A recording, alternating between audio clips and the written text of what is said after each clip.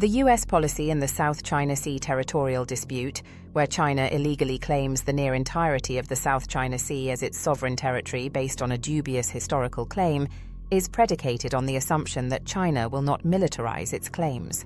This was an apparent unofficial agreement between the People's Republic of China and the US administration under President Obama. This was an attempt to de-escalate tensions in the region and to incentivize China not to create artificial islands in the South China Sea and then militarize them. This agreement has had mixed results, as China has more aggressively enforced its claims against nations in the region, but has slowed down its artificial island construction. This week, it appears that China has decided to push the boundaries of this agreement and conducted a military exercise in a disputed shoal that is in the Philippines' internationally recognized exclusive economic zone. The agreement with the US was that China could use their Coast Guard in the area without the threat of provoking a military response from the US. This does not imply a conflict with China, but rather an increase in patrols by the US Navy and its allies in the region. Although the People's Liberation Army Navy did send warships to the Scarborough Shoal on several occasions this year in a standoff with the Philippines, they did not lead the Chinese actions against the Philippine ships. The Chinese have also resorted to grey zone tactics by using their maritime militia to enforce their illegal claims against Philippine fishermen in the West Philippine Sea and interfere with the Philippine Coast Guard and Bureau of Fisheries and Aquatic Resource ships operating in the West Philippine Sea. The Philippine military and the US, a defense treaty ally of the Philippines, chose not to react to the Chinese use of planned warships at the Scarborough Shoal, and China has apparently taken that lack of response to push the boundaries of the broken agreement even further. The Chinese Southern Theater Command staged a military exercise around the Scarborough Shoal, which is only 119 miles, 220 kilometers, from Luzon and 540 miles, or 869 kilometers, from mainland China.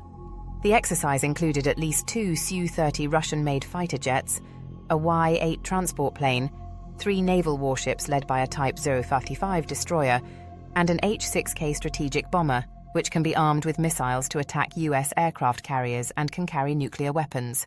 The Chinese Southern Theater Command stated that the intent was for the Theater Command to use naval and air forces to continuously strengthen their maritime and airspace patrols in the shoal.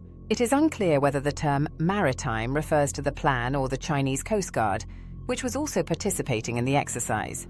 The US Military Sealift Command ocean surveillance ship, the USNS Victorious, was present in the suspected Chinese monitoring area. Other than the US ship, the Philippines and US have not commented on the exercises. The Philippines can use its civilian private fishing fleet to maintain a presence in the shoal, but is reliant on its international partners, as it lacks the ability to directly confront China militarily. General Romeo Brawner, the chief of the Philippine Armed Forces, has stated that China has increased its presence in the South China Sea and the disputed shoals. China also employs a tactic of challenging the US during the transition of a new administration to send a message.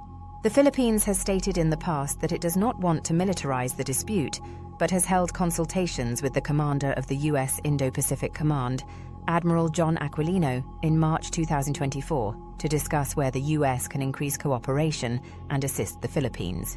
The Chinese exercise serves not only as a warning to the Philippines or the US, but also as a direct challenge to determine the extent to which it can militarize the dispute as a form of intimidation. If the plan's presence at the Scarborough Shoal remains unanswered, it will continue to push the boundaries at the Scarborough Shoal. A firm response will be needed, not a conflict, but some response to prevent China from pursuing incremental militarization of the South China Sea dispute.